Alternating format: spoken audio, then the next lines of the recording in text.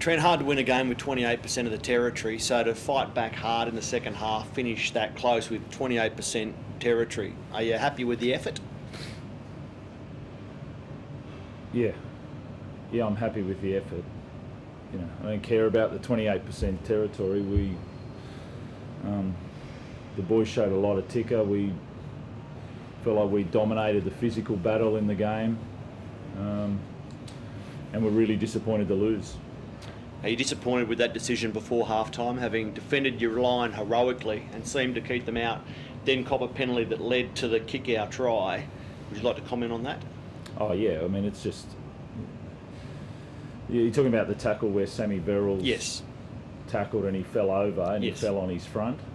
Yeah, that's just a horrible decision. That we shouldn't let a try in on the end of it. That's not the... But, there was so many poor decisions tonight. We had same referee last game and it was like 30-odd offsides, and it was a 3-1 penalty count. And it was like, well, this is normal. And then, every opportunity, it was, Sammy Verrills one.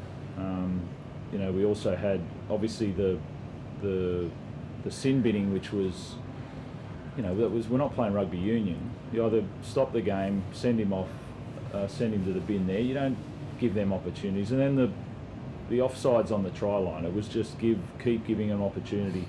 That was the field position. The offsides on both sides, you can call Yeo, you can call Cleary constantly, but if you don't penalise, then you end up with 28% possession. It wasn't a good enough performance tonight. The Nat Butcher one at the end there, that they're big decisions that you can't get wrong, and it wasn't good enough. We were really strong tonight. And we shouldn't have let some of the tries in that we did. We should still defend them, but I thought we won the physical battle, but obviously there was sort of issues there with our team and not the other team. And James, you did a lot of talking with the referee today. Was that one of the more frustrating games that you've captained in your career?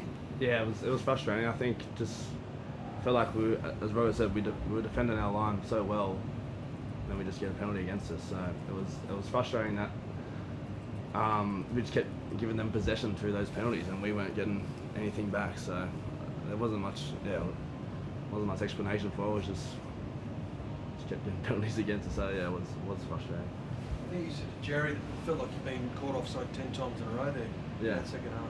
It felt like because we defend a line, six tackles, then we get a penalty. And that happened maybe not 10, but 3 or 4 in a row. It just kept them in the game. I felt like our D was so good, and then it's hard to defend 3-4 sets in a row, let alone against the best team in the comp. So yeah, it was frustrating. Rob, I hate ref bashing, but they did say it on the commentary they don't want the referee to dictate this result tonight. They wanted the players to sort of put on the entertainment, but you're in that position now where every win's going to count towards the 8. Yeah, sure. Look, I don't, I said my piece on that. It wasn't a good enough performance from him, but that's, you still should be in a position. It's not going to happen in Roosters colours. That's not bias. That's a fact that you're not going to get those opportunities. So we still needed to be in a position to turn that around. There was some opportunities in that second half. I think we had an error in midfield when we were coming out of our own end. There was a couple of sets where we should have just driven a little bit more and kicked into sort of inside their 20, which would have relieved some of that territory battle. We just missed that opportunity at 18-14, or even at 20-18 there, just to drive it home a bit there. And then we had a couple of opportunities on the line, and we didn't get one. So I was really proud of the guys tonight. Like, I was really proud of the way that they came back from the rep weekend, and from all different countries and states. And they attacked the game, and that there's really sad dressing room there because they put a lot of effort in, and they know how hard they worked, and they know what kind of a team they were. But yeah, we've got to go and take a breath. These guys are going to go and play some State of Origin. We get the bye, and we've got to come back and do some work. How's Victor? Came off late Yeah, I didn't see the hit. You guys might have seen it. I didn't go back to have a look at it. I don't think even he knew. Was it from the tackle on? One of the, I think maybe up his On, truck. He's funny. Yeah. No. He hit him with a good shot, and then they scored after that, and then he got pulled off after that. So. Yeah, I didn't. It was a. Yeah, okay. Yeah. He didn't even know why. He's fine. Nothing happened, and he got taken off in a pretty critical period to go after a game. Robert, can you comment on Siwa's performance? I think he met 160 metres in the try in the first 56. That's a huge effort from a guy like him. Yeah. Do you know, the funny thing was, I was getting him off about 28 minutes, and Lindsay came off instead, and then Siwa ran back on. So he wasn't supposed to play all that time, but he just got on with it, and he just kept going. And then obviously, I mean, the bench tonight, I got questioned a little bit during the week about the size of our bench with Connor and Egan and Sammy Verrills coming on, and that they're the ones that impact that they had. That's what got us the lead, you know. And then Egan's short pass to Siwa was exceptional, and then just their work, the continuous work around there was great. They laid a platform for these guys to play off the backlog. As much as you talk about Joey's switch to the 6, I think Joey John said during the coverage that's his best spot.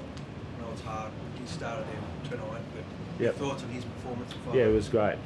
You know, and he did that off no training, coming off the New Zealand game. You know, he's practiced a little bit there before, but he just hasn't trained there at all. But it's nice seeing those two run next to each other as much as they do. They just know how to play footy, and any opportunities they play. They look at the opposition. They don't need to look sort of sideways to see what their teammates are doing because they expect them to be there. They look at the opposition, and any little cracks, they'll take them on or they'll create them. So having both Ted and Joe there was, it was so enjoyable to watch them play. I answered that sort of yesterday that, you know, that's the plan, that's what he's working towards. So he's back on some of his sort of progressions there to get towards that. So, thanks. Thanks, guys. Thanks.